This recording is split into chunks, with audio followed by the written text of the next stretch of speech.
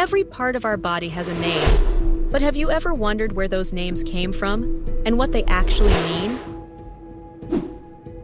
First, the brain, the control center of the body. It sits safely inside the skull, managing thought, memory, and movement. The word brain comes from Old English braegean, meaning simply the organ inside the head. It's one of the oldest words in the English language, used for over 1,000 years. At the center of your chest is the heart, the tireless pump that sends blood through every vessel. The word comes from Old English heorte and even older roots, kurd in Proto-Indo-European, which also gave us cardio in Greek and core in Latin. On either side of the heart are the lungs. They take in oxygen and remove carbon dioxide.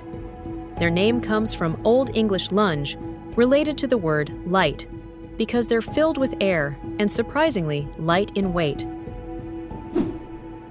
Below the right side of the ribs lies the liver, our body's chemical factory. It processes nutrients, removes toxins, and makes bile for digestion. Its name, liver, comes from Old English lifere, related to life. Ancient people believed the liver was the true seat of vitality. The stomach sits on the left side of the upper abdomen. It churns and digests food using powerful acids.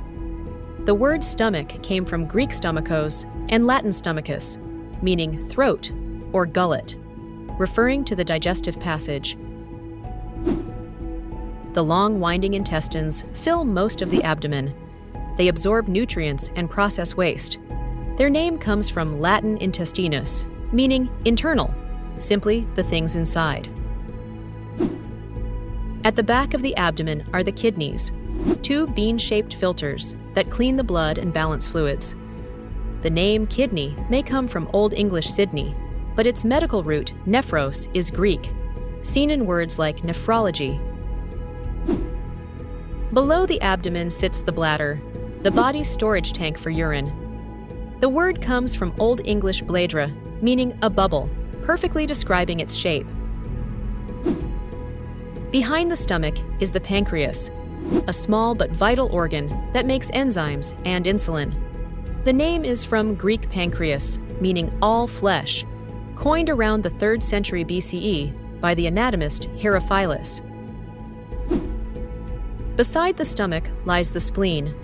It filters blood and supports the immune system. The Greek word splen gave us its modern name, and even the old saying that someone has spleen, meaning they're moody or ill-tempered. The skin is our body's largest organ, a living barrier that protects, regulates, and senses. The word skin comes from Old Norse skin, meaning animal hide. It's our personal armor. Our eyes sit safely in the skull's sockets, giving us sight and color vision. The name comes from Old English ege, from ancient roots shared with Latin oculus and Greek ophthalmos. Ears capture sound and help us balance. Their name comes from Old English ear, related to Latin oris, the source of modern words like oral and oracle. The tongue, inside the mouth, helps us taste, chew, and speak. The word tongue in Old English and lingua in Latin both simply meant tongue. 206 bones form our skeleton, giving shape and support. The word bone comes from Old English ban, meaning bone or leg, while the Latin os and Greek osteon gave rise to medical words like osteology. Muscles move our bodies, pump blood, and hold us upright. Their name comes from Latin musculus, meaning little mouse. Romans thought the way muscles twitched looked like tiny mice moving under the skin. From the brain to the heart, from the liver to the skin, every organ carries not just a function, but a story. Their names are echoes of ancient languages, early medicine, and human imagination.